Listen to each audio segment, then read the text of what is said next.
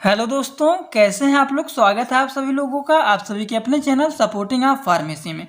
तो दोस्तों, आज से हम लोग स्टार्ट करने जा रहे हैं बी फार्मेसी 6 सेमेस्टर वालों का बायो फार्मास्यूटिक्स एंड फार्माकोकाइनेटिक्स का यूनिट फर्स्ट टोटल कंप्लीट का very most important question 2 number, 7 number, 10 number total unit आप लोग का इसी में कवर हो जाएगा।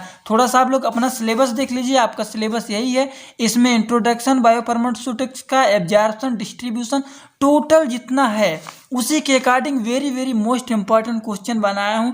तो जितना क्वेश्चन आज सॉल्व करवाने जा रहा हूं इस यूनिट में आप लोग इतना अगर पढ़ लेंगे तो टोटल यूनिट आप लोग जानिए तैयार हो जाएगा।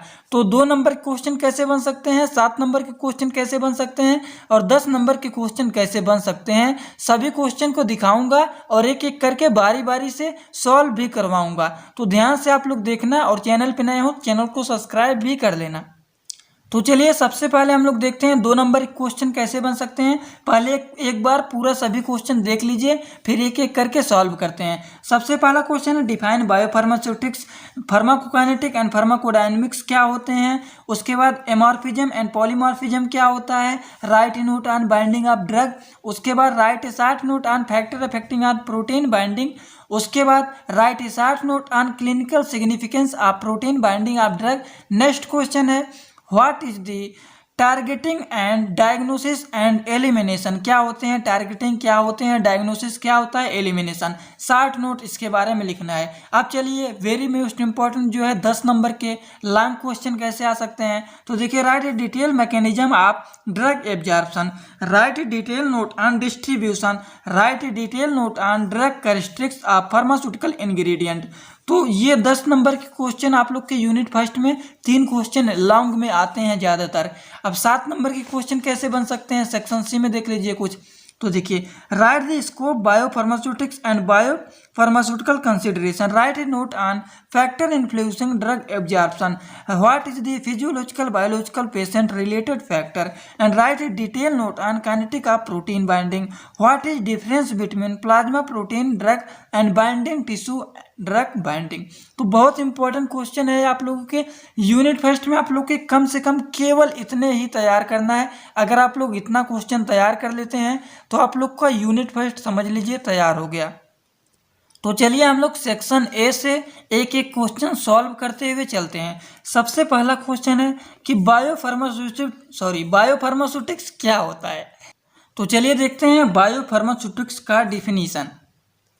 तो बायोफार्मास्यूटिक्स का डिफिनीशन देखें यहाँ पे लिखा गया है biopharmaceutics is defined as the study of factor in which influence the bioavailability of drugs, the use of this information to optimise the therapeutic activity drug product in the clinical condition. या फिर इसका definition मैं यहाँ पे एक लिख दिया हूँ, ये बहुत ही आसान है। अगर आप लोग ये तैयार कर लेते हैं तो सही है। अगर आप लोग को नहीं दिख रहा है तो मैं बोल दे रहा हूँ कि the study of physical and chemical properties of drug.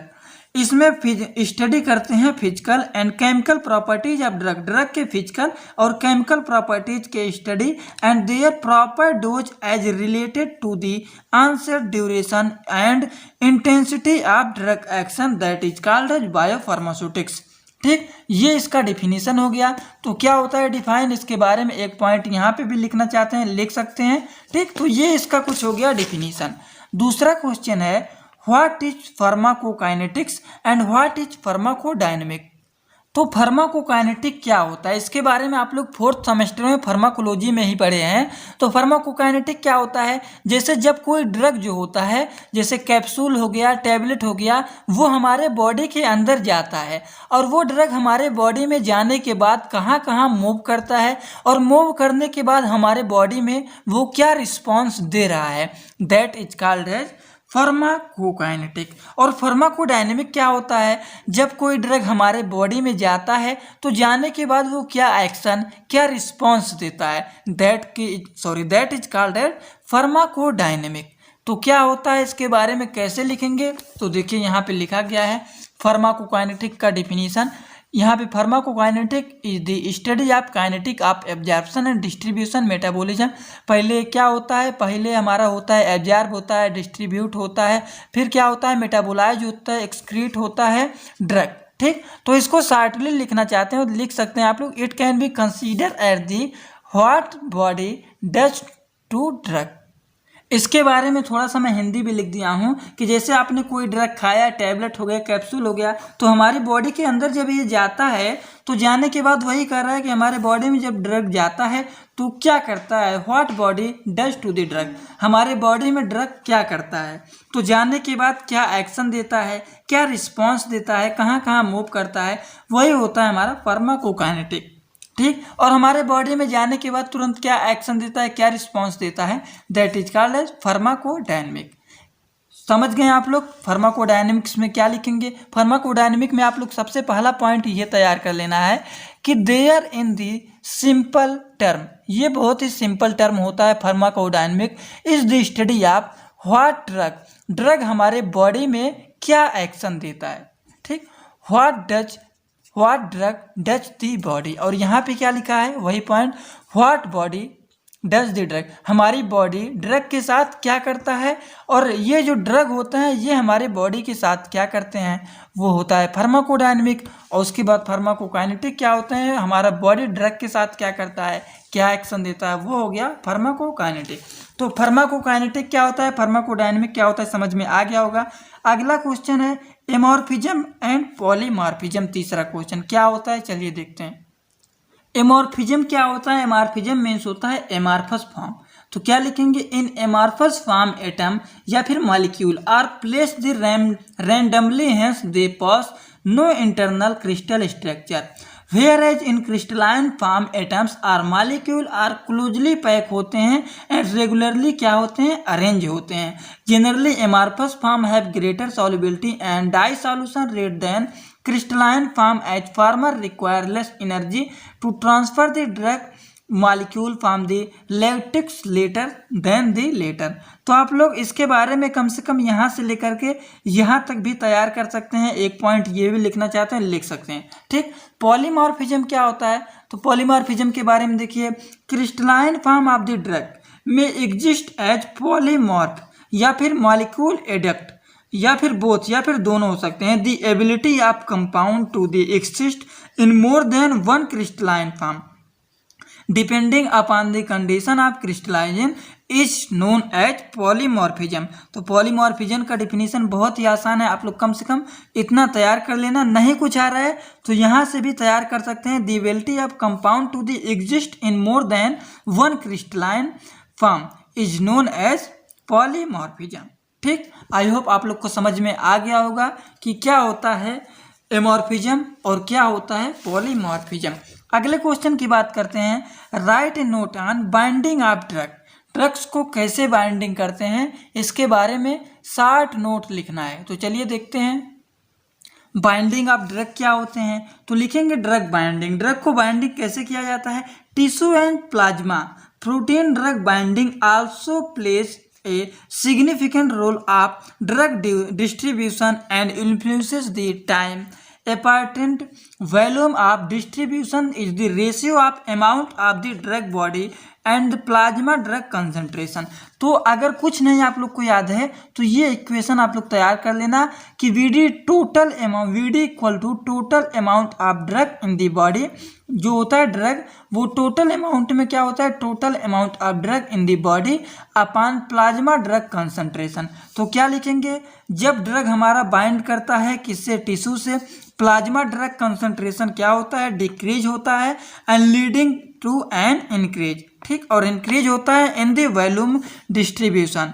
Tissue binding result in the accumulation of drug at a particular site thereby prolonging its elimination. इसमें 60 नोट अगर लिखना चाहते हैं तो लिख सकते हैं। ये टॉपिक जो है एक्सप्लेन किया गया है अपकमिंग सेक्शन में, जैसे प्लाज्मा हो गया, tissue, protein binding of drug, इसको आगे हम लोग पूरा टोटल डिस्कस किया गया है। लेकिन अगर 2 नंबर में पूछा है कि बाइंडिंग ऑफ ड्रग क्या होता है तो इसके बारे में ये आप लोगों को लिख देना है, और एक पॉइंट ये आप लोगों को लिख देना है कि ड्रग हमारा बाइंड कैसे करता है। ठीक, हमारे बॉडी में कैसे एब्जॉर्ब होता है, कैसे डिस्ट्रीब्यूट होता है, कैसे एलिमिनेट होता है, कैसे कैसे जाके हमारे बॉडी में ड्रग बाइंड करता है। ठीक, वही सब आप लोगों को लिखना है बाइंडिंग ऑफ ड्रग में। आई होप आप लोग को समझ में आ गया होगा। चलिए नेक्स्ट क्वेश्चन की बात करते हैं। नेक्स्ट क्वेश्चन क्या है, नेक्स्ट क्वेश्चन है right A short note on factor affecting protein drug binding.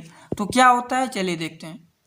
तो ये जो क्वेश्चन है factor affecting protein drug binding, ये कभी कभी 7 नंबर में भी पूछ लेता है दोस्तों। तो अगर 2 नंबर में पूछा है तो बस आप लोगों को लिखना है factor affecting protein drug binding have been discussed below. तो उसमें आप लोग को हेडिंग वाइज करके पहला हेडिंग ड्रग रिलेटेड फैक्टर, तो ड्रग रिलेटेड जो फैक्टर हैं कौन कौन से हैं, ए वाला लिखेंगे, हेडिंग केवल लिखेंगे, जितना हेडिंग दिखाने जा रहा हूँ बस हेडिंग लिखेंगे। अगर 7 नंबर में पूछता है तो हेडिंग के बाद ये छोटा छोटा करके आप लोगों को डिस्कस कर देना है, ठीक। तो इसमें पहला में ए हो गया, बी दूसरा हो गया कंसंट्रेशन ऑफ ड्रग, तीसरा हो गया affinity of drug particular plasma tissue protein, और चौथा हमारा चौथा नहीं है, उसके बाद दूसरा है हमारा प्रोटीन टिश्यू रिलेटेड फैक्टर। इसमें हमारा है फिजियोकेमिकल नेचर ऑफ प्रोटीन, ठीक। तो इसमें देखिए 2-3 पॉइंट, एक पॉइंट यहाँ पे दिया गया है ए, उसके बाद यहाँ पे बी वाला है क्या है, कंसंट्रेशन ऑफ अवेलेबल प्रोटीन, सी है बाइंडिंग साइट प्रोटीन, डी है तीसरा पॉइंट आ गया ड्रग इंटरेक्शन, इसमें डिस्प्लेसमेंट है। तो ये जो आप लोगों को मैं दिखा रहा हूँ, अगर 2 नंबर में क्वेश्चन बना है तो आप लोग को केवल जितना हेडिंग दिया गया है वो पॉइंट वाइज करके, थर्ड में देखिए 3 पॉइंट है डिस्प्लेसमेंट इंटरेक्शन, और दूसरा हमारा है competition of between the drug and endogenous substance, उसके बाद तीसरा एलोस्ट्रिक अल्टरेशन इन प्रोटीन। तो ये केवल हेडिंग आप लोगों को लिखना है। अगर ये क्वेश्चन 2 नंबर में पूछा है factor affecting protein drug binding, अगर 7 नंबर में उठा लेता है तो आप लोग को पूरा डिटेल डिस्कस कर देना है। लेकिन यहाँ पे देखिए 2 नंबर में पूछा है तो 2 नंबर में आप लोग को बस उसके बारे में थोड़ा थोड़ा क्या क्या उसमें अटैच होते हैं, कौन कौन से फैक्टर होते हैं, बस उसका नाम लिखना रहता है, ठीक। आई होप आप लोग समझ गए होंगे। अगला क्वेश्चन दिया गया है right A short note on clinical significance of protein binding of drug. चलिए देखते हैं क्या होता है clinical significance of protein binding of drug.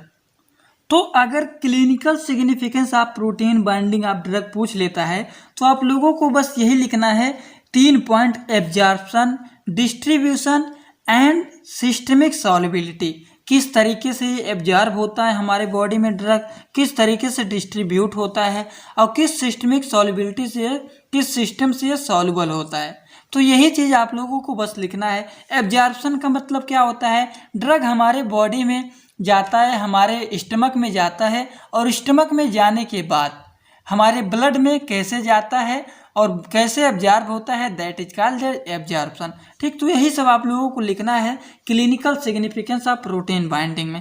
नहीं कुछ याद है तो एब्जॉर्प्शन, डिस्ट्रीब्यूशन, सिस्टमिक सॉल्युबिलिटी में जो आप लोग को पता है हेडिंग डाल के लिख सकते हैं, ठीक। अगले क्वेश्चन की बात करने जा रहे हैं हम लोग, what is drug targeting and diagnosis and elimination. क्या होता है टारगेटिंग, क्या होता है डायग्नोसिस, और क्या होता है एलिमिनेशन, एकदम शार्टली डिफाइन करना है इसके बारे में। तो चलिए देखते हैं।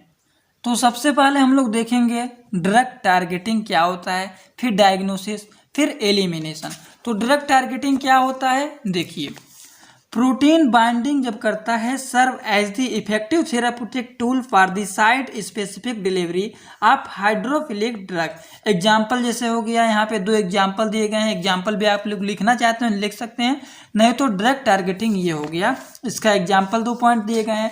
डायग्नोसिस क्या होता है, डायग्नोसिस के बारे में जान रहे हैं कि drug which pause the selective affinity toward a particular tissue to organ can be employed a diagnostic tool for the detection of order of the respective tissue organ। Example भी दिए गए हैं, एग्जाम्पल लिखना चाहते हैं लिख सकते हैं। ये 2 पॉइंट हो गया ड्रग टारगेटिंग एंड डायग्नोसिस।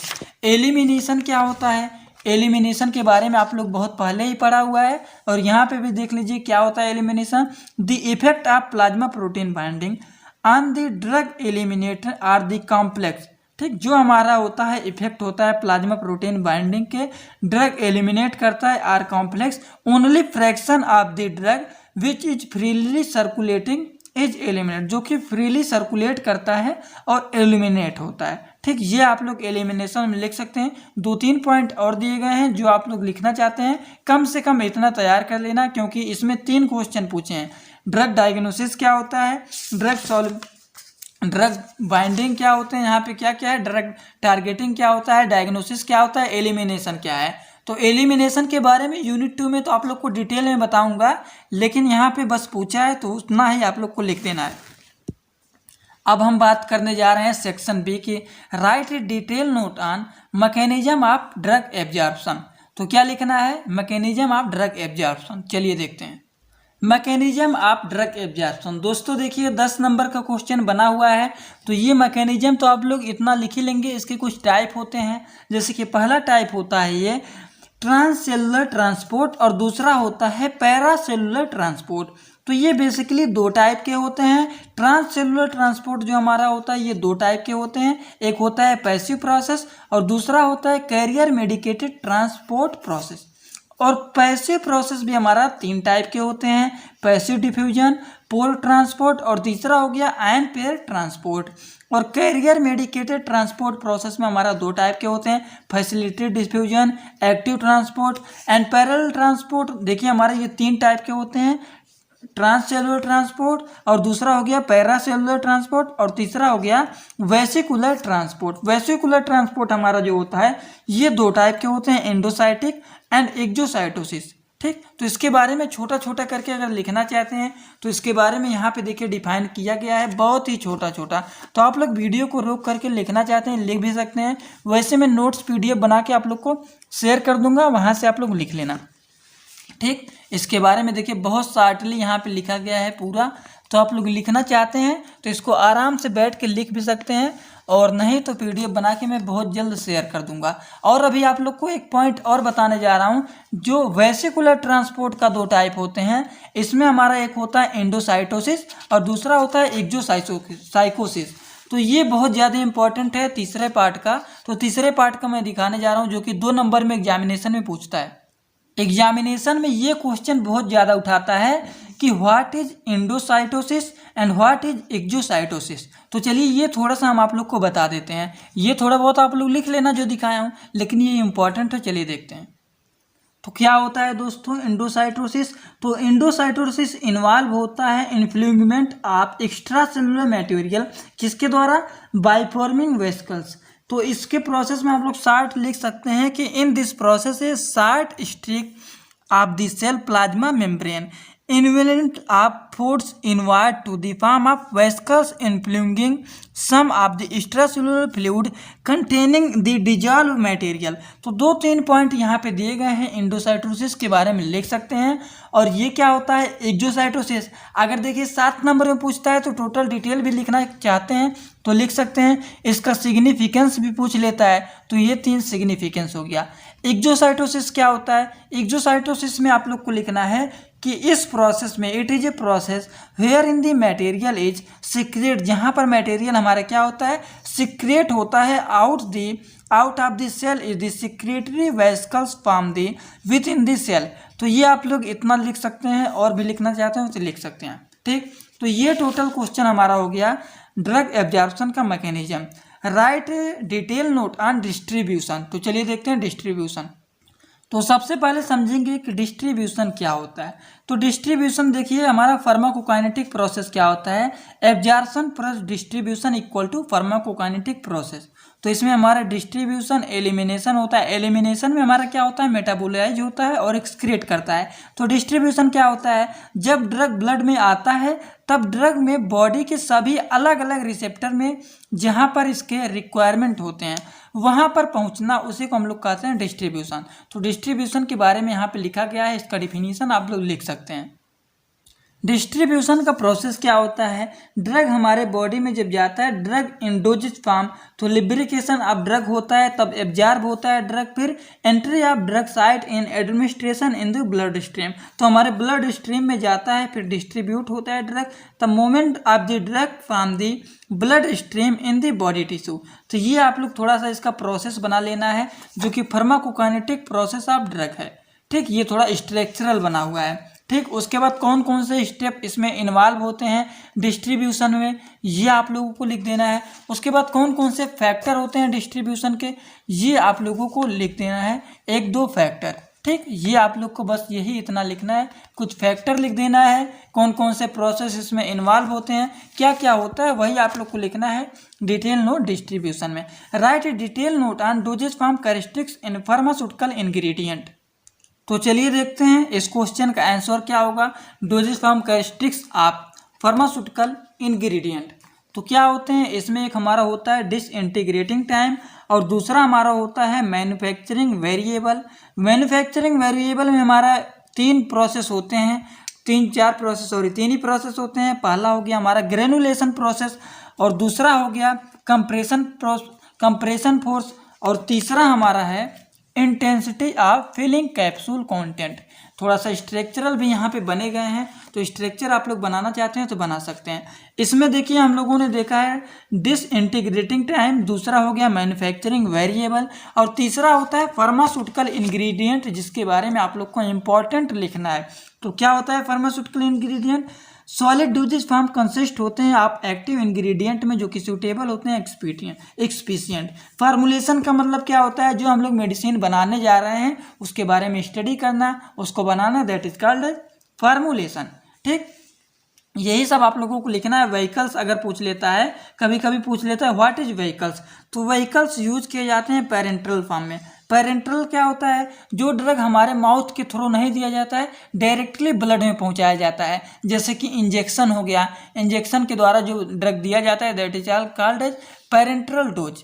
ठीक, तो व्हीकल्स में आप लोग को बस यही 2-3 पॉइंट लिखना है जो यहाँ पे दिए गए हैं। ठीक, डाइल्यूएंट क्या होता है? डाइल्यूएंट के बारे में भी आप लोग पढ़े हुए हैं, तो ये सब थोड़ा सा देख लेना, एग्जामिनेशन में इंपॉर्टेंट है।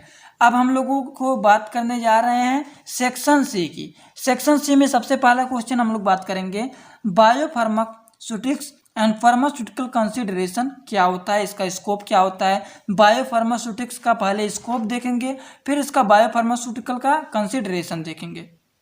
तो क्या होता है स्कोप देखिए बहुत शार्टली यहाँ पे लिख दिया हूँ, लिखा गया है बायोफार्मास्यूटिक्स टेक्स इनटू कंसिडरेशन। तो क्या होता है? ऑल पॉसिबल इफेक्ट एब्जॉर्ब करते हैं after the drug administration by the various formulation के द्वारा। तो इसका 3 स्कोप है जो कि यहाँ पे आसान लैंग्वेज में लिखा गया है।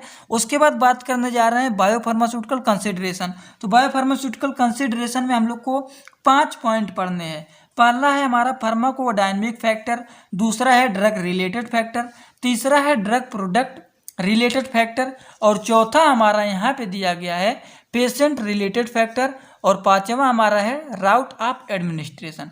तो बस यही आप लोगों को इतना पढ़ना है कंसिडरेशन, बायोफार्मास्यूटिकल कंसिडरेशन में। और स्कोप तो आप लोग देख ही रहे हैं, 3 पॉइंट दिया गया है। अगला क्वेश्चन क्या है? Right A note on factor influencing drug absorption. चलिए देखते हैं फैक्टर इन्फ्लुएंसिंग ड्रग एब्जॉर्प्शन। तो चलिए हेडिंग डालते हैं फैक्टर इन्फ्लुएंसिंग ड्रग एब्जॉर्प्शन। तो क्या लिखेंगे? Factor affecting the absorption of drug in the gastrointestinal tract GIT are listed below.